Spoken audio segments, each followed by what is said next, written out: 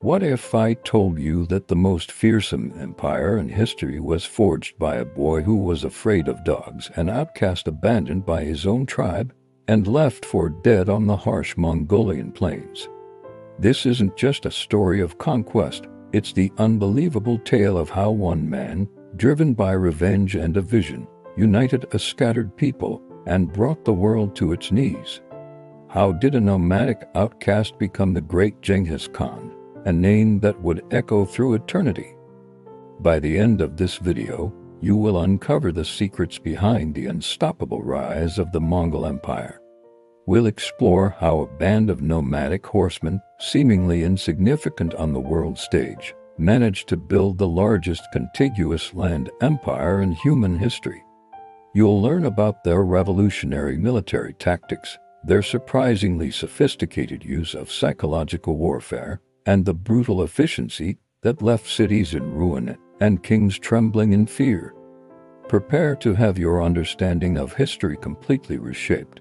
Our story begins not with a mighty Khan, but with a boy named Temujin, born around 1162 with a blood clot clutched in his fist. A sign, it was said, that he was destined to be a great leader. But his early life was anything but great. It was a brutal struggle for survival. When Temujin was just 9 years old, his father, a minor tribal chief, was poisoned by a rival clan. This single act of treachery shattered his world. His own tribe, seeing no value in a widow and her young children, abandoned them, casting them out into the unforgiving wilderness of the Mongolian steppe. They were left to die. For years, Temujin and his family lived on the brink of starvation, surviving on wild fruits, marmots, and whatever fish they could catch. He was hunted, enslaved, and humiliated.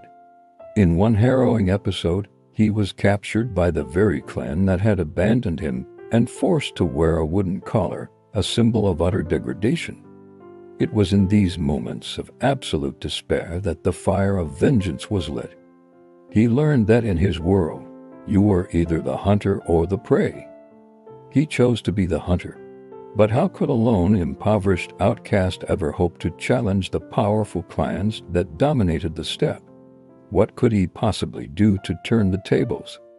Temujin's first step out of the darkness was a calculated move and alliance. He sought out a powerful tribal leader named Togro, a man who had been a sworn brother, or to his late father.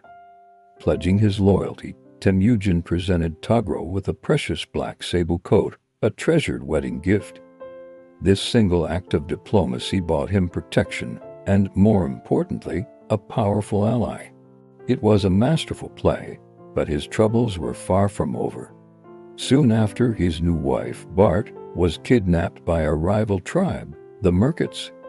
It was a personal insult, a direct challenge to his honor. This was the moment everything changed. Temujin couldn't let this stand. He had to get her back. But he couldn't do it alone. This is where the legend of Genghis Khan truly begins to take shape. Teaming up with his ally Togro and his childhood friend and blood brother, Jamukha, Temujin launched a daring rescue mission. They mustered their forces and descended upon the Merkit camp in a surprise night raid. The battle was swift and brutal. Temujin's warriors galloped through the chaos, and he found Bart rescuing her from her captors. The victory was immense. Not only had he saved his wife, but he had also proven himself as a capable and decisive military leader. Warriors from other clans, impressed by his courage and charisma, began to flock to his banner. He was no longer just Temujin the outcast. He was becoming a leader of men. His power was growing, but so was the jealousy of those around him.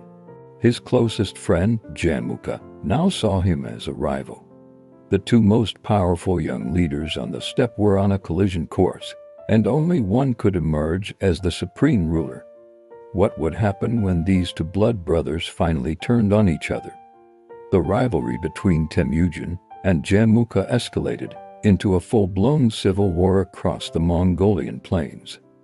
Jamukha, a traditionalist, believed in the old aristocratic order.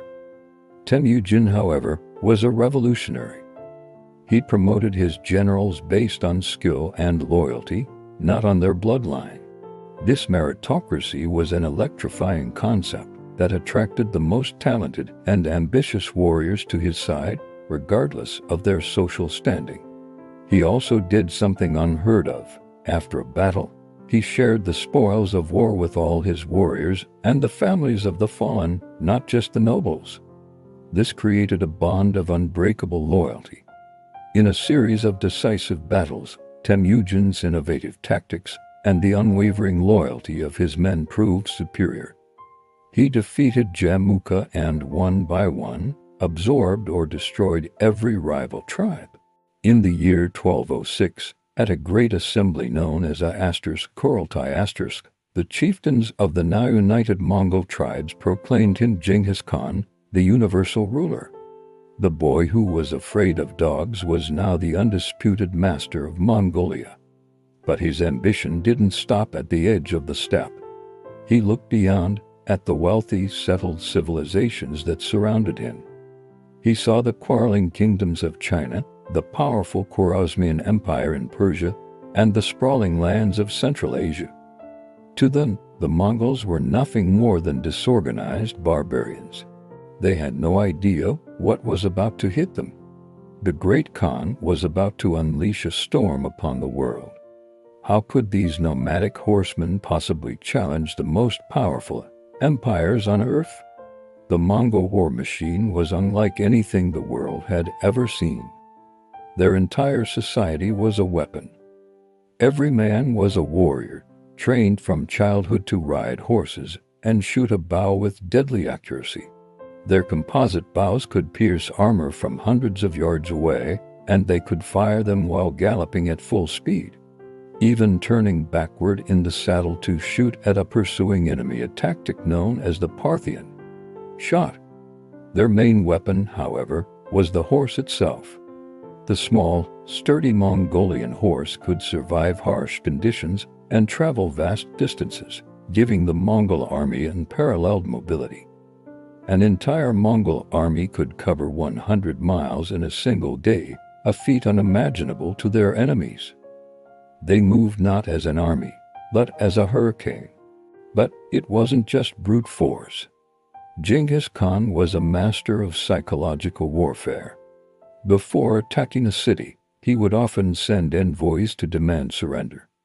If the city submitted, its people were often spared and incorporated into the empire.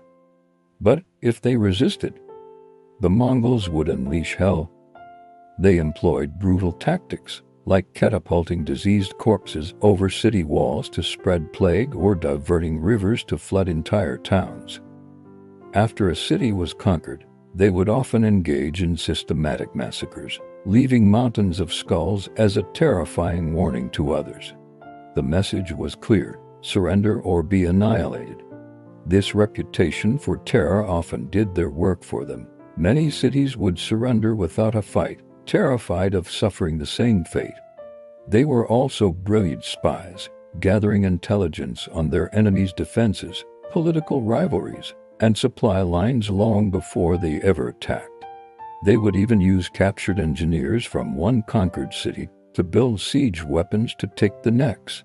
But this campaign of terror and conquest would lead to a moment of betrayal so profound, it would trigger the most destructive invasion the world had yet seen. The ultimate test came when Genghis Khan turned his attention to the west, towards the mighty Khwarezmian Empire, which stretched across modern-day Iran, Afghanistan, and Central Asia. Initially, he sought trade, not war. He sent a large trade caravan of 450 merchants to the Khwarezmian city of Otrar. But the city's governor, suspecting them of being spies, made a fatal mistake. He arrested the merchants and, with the approval of the Shah, had them all executed. When Genghis Khan sent an envoy to demand justice, the Shah foolishly had the envoy killed and his companion's beards shaved off, a grave insult. This was the point of no return. The great Khan was enraged. The insult was not just to him. but to the entire Mongol nation. He reportedly climbed a mountain, prayed for 3 days, and vowed to seek a revenge so terrible that it would be spoken of for 1,000 years. What followed was the stuff of nightmares. In 1219, Genghis Khan unleashed the full might of the Mongol horde upon the Khwarezmian Empire. He didn't just attack, he systematically dismantled it. He divided his army of over 100,000 warriors into multiple columns, attacking the empire from all sides in a coordinated assault that overwhelmed its defenses. The Mongols besieged legendary cities like Samarkand and Bukhara, centers of Islamic culture and learning. They showed no mercy. They slaughtered millions, burned libraries, and leveled cities to the ground. The Shah fled, hunted across his own crumbling empire by a relentless Mongol detachment, eventually dying alone and destitute on an island in the Caspian Sea.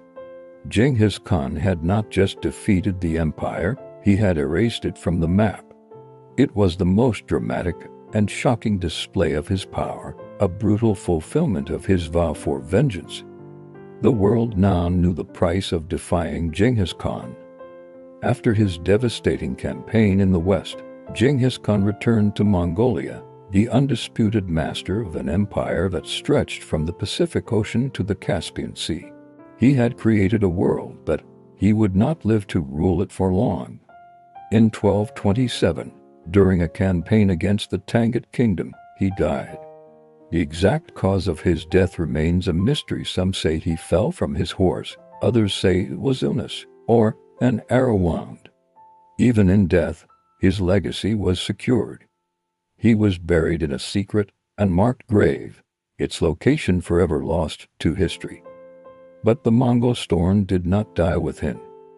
His sons and grandsons, like Gegedei Kublai and Hulagu, continued his quest for world conquest.